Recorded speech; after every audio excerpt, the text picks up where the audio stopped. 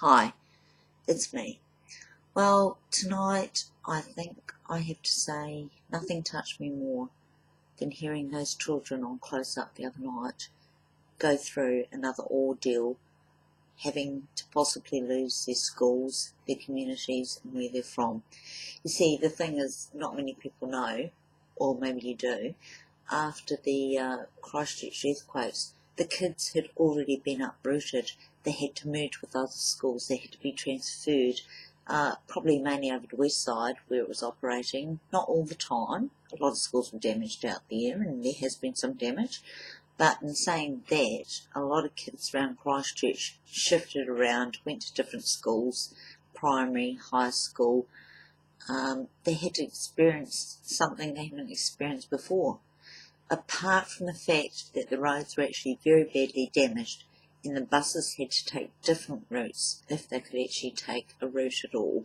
So what would happen is mostly the parents would have to transfer their kids from one area to another, sometimes all the way over the other side of town. Now, why is Christchurch being punished for this on top of the earthquakes, and why do the kids have to be uprooted again and lose their teachers that they're familiar with, lose their principals, lose their whole community, be shut down and go somewhere else? Because geotechnically, a lot of the schools are sound. Otherwise, they never would have opened after the February earthquake. And they did reopen because the engineer report obviously got cleared.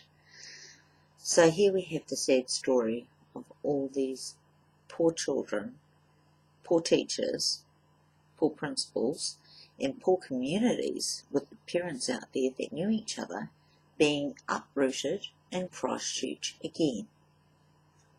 Is it our fault we have so many fault lines? No. So what is the government doing? Must be cost cutting. What other explanation is there? I think it's so unfair, since all the kids have been through so much with 11,000 aftershocks or so later, that they have to do this and go through this ordeal again. Are we tough? Yes. Do we adapt? Yes. Is Christchurch stronger? For sure. But, kids can only take so much. In saying that, they adapt quicker, used to change, but come on, it's so unfair. It's so unfair that they have to go through a major shift again. Anyway, 2 points I want to make. It's the small things that count, and it's the small people that make the difference, like children. They're like hummingbirds. Small, but make a lot of difference.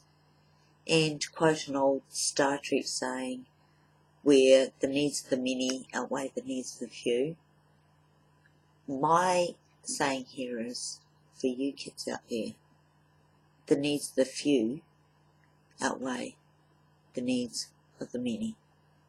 Anyway, that's just my thoughts on it. Signing off.